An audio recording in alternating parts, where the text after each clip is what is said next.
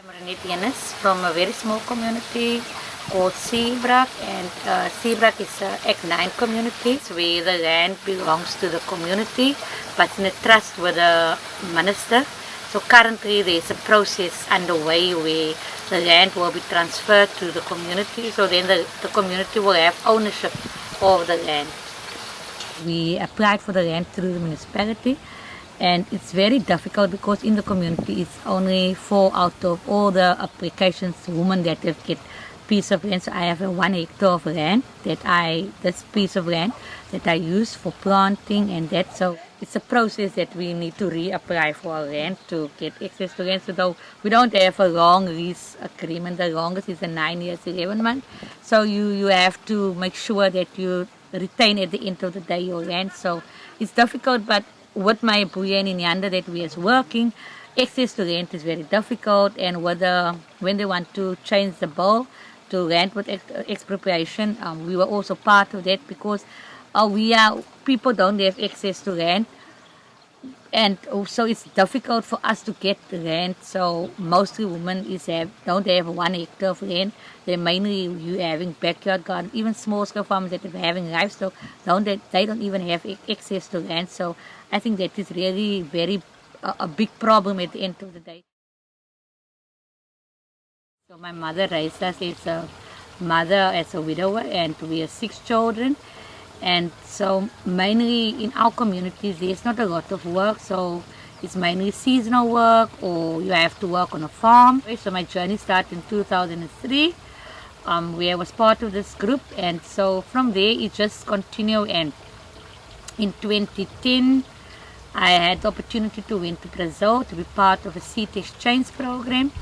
When I came back from Brazil, I've become part of the broader TCOE group, and we worked with TCOE and Mawubuye, and I'm coordinating the agroecology work of in Mawubuye and facilitate the program of agroecology. And in 2019 we opened the aquaponics side.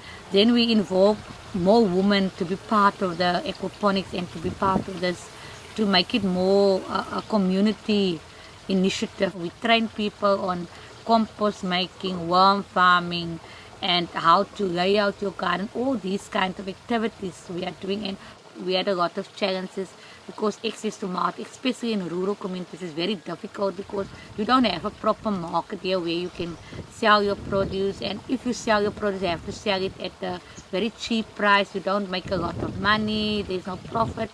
So yeah, it was really challenging for us. And last year we started to see how we can move around and to look for a market. So we met with Dr. Goldie. He's in Badasab, so we also have a hydroponic system. We was eager to buy our produce, but not on a contract, but on an interim basis where you can see if we are sustainable.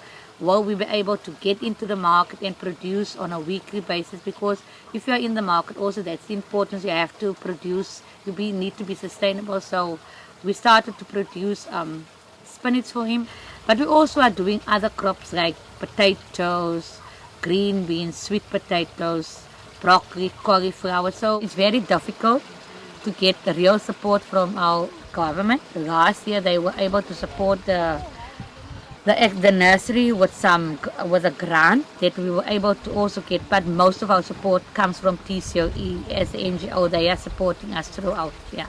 So in the next 2 to 3 years we want to make sure that we become self-sustainable. For me, the importance is how we can bring all networks, all organizations together and be very active in promoting agroecology, but not only in our community, to make sure that people understand what is agroecology and why it's important for us to go back to what our forefathers and foremothers have done.